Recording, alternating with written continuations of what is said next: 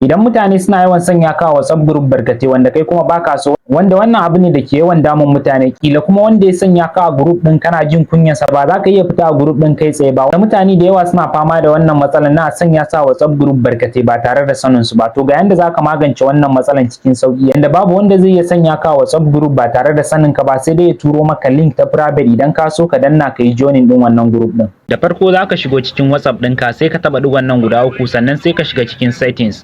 Bayan settings ya buɗe maka, sai ka shiga cikin privacy, sai ka yo ƙasa kaɗan ka shiga inda aka rubuta groups. Bayan group ya buɗe maka, gane inda aka rubuta who can add me to groups, gashi nan yana kan everyone, to sai ka dawo da shi my contact except.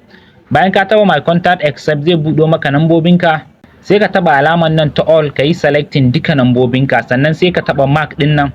To bayan ka dawo nan zaka ga wajen groups ya nuno maka adadin numbers ɗinka, sannan kuma ya rubuta maka excluded. Yanzu duka wayannan nambobin da suke a wayana ba za su iya adin ɗina a group ba, sai dai wata sabuwar namba daban ta iya adin ɗina a group direct. Idan kun ji daɗin wannan bidiyon, ku yi sharing wa sauran al'umma domin su ma su amfana. Sai mun haɗu da ku a next video.